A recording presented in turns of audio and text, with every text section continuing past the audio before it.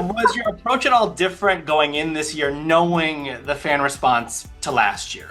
I think my approach is always the same. You know, I'm just going to do me, be me. But I was very much aware of like trying to get the group together and like trying to make sure that the group can work things out. And the Hatitude Party for me was like, I'm going to see where we can go as a group.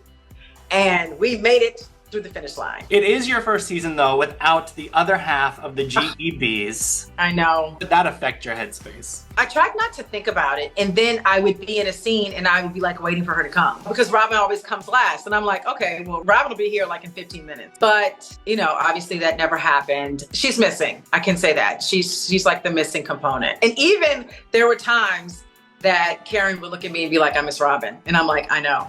So, you know, Robyn was always like the steady balancing force here. So yeah, we need that. Had Robyn rolled up at 8:03 p.m., would she have been kicked out of the GNA event? She would not have done that. She would have gotten there in the beginning like the rest of those hoes were supposed to do. Okay? I want to circle back to that in a minute, but on the Robyn front, did you at all speak to her as the season was going on to use her as a sounding board, or did she kind of want no part of what was happening? You know, in the beginning, I was trying to be a friend and I was like, let me not tell her the nonsense that's going on because she probably doesn't want to hear it. And then one day I was like, you know, there's this mess going on. Do you want to hear it? And she was like, sure. And when that trailer dropped, Wendy took a lot of heat, people calling her fake and phony for essentially giving you a second chance. I didn't know that happened, so that's interesting. But it was both sides. There's no like second chance, third chance here. Like she's been wrong, I've been wrong. I've been wrong, she's been wrong. I really just wanted to sit down with her and just figure it out. And if after that it didn't work, it didn't work. But let's just try to figure it out. We talked about so much and y'all didn't even show it, but it's fine. From that, yes, we did get to a better place. I don't have any issues with Wendy. And one good thing that came out of that was like, look, moving forward, if you got an issue with me, let's talk about it. I think a lot festered because we didn't discuss anything for years. So we both are like, yes, we will do that moving forward. Do you think another change that happened this season was Candace not being in the group? That maybe opened up a little space for Wendy to have a little more room to move around? I don't know. I'm not going to speak on that. I really don't know their relationship, but I am happy, to be honest with you, that Wendy and I are at a better place. He still likes to throw a little shade.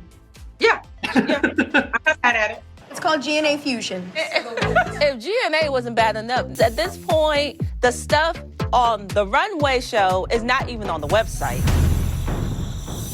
So what are we fusing? Are you a She by Sheree, or are we going to see those fashions one day, or has the brand just evolved to a place where that's not where it is anymore? We have evolved, for sure. Yes, could we throw together some leggings and whatnot? For sure, but I do like where the brand is as it relates to helping the community, bringing awareness to things that are very important to us. And I hadn't really done a lot of giving back that I needed to. So this felt just so much better to me. Any regrets on kicking Mia, Jassy, and Stacey out? Absolutely not. If it was tomorrow, I would do it again. You all RSVP to my event. And I feel like, just like Vivian did, she RSVP'd, she said she was coming, she came. And all of those ladies knew how important this was to me. Chose to do that instead of just honoring your commitment to me. So yes, get out, ladies. It's worth noting there were no production cameras over at Karen's event. And only somebody like you, savvy like you, keep that. Yeah, the cameras were not over there. They was with us. What is your review of the newbies? We have so much fresh blood injected into this season. Did they come to play, or did anybody struggle to kind of find her way? There was some struggling, and I'll let you guys see that. Let that play out. Stacey is like a newbie. She was like kind of like a Katie version. You know, Katie's very quirky, and you are now the third cast member to tell me she reminds you of Katie. Right. Well, from the perspective of like, she's quirky, she's different.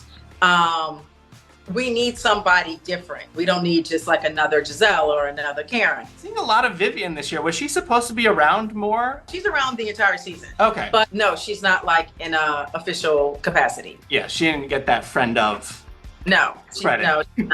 And then Kay, we got to see a lot more of her and her personality and just who she is this year. And, you know, I love Kay. Then there's the frenemy ship that has carried this show for 9 years, you and Karen. A lot of comparisons to Shannon Bedore, who's been especially open and honest and transparent, versus Karen. I mean, she has said it herself. She's playing the Matrix. She's dodging the questions and the bullets.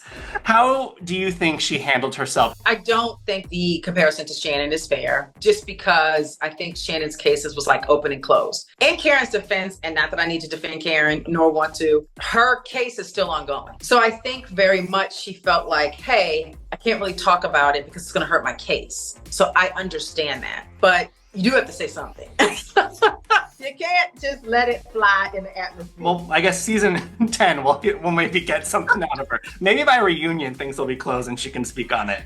Yes. But you did get to experience Shannon Beador for yourself recently, filming another project. You guys are going to absolutely eat up and devour that show. Y'all are going to love it. How you doing? I'm Sean. From the sneak peeks we've gotten at this season of Potomac, we are going to watch you start to dabble back into dating at home before you headed south of the border. You'll see me and Ashley. We do a little dating, and we find some men's from that situation, and you'll see that play out a little bit. But you do see me, first and foremost, saying goodbye to my children. That's been my priority. But yeah, Gizelle is here to play with the men's all day long. Empty nester now. How has life been the last few months solo? Well, you know, truth be told, I spent one of those months in a love bubble in Mexico. So there was that.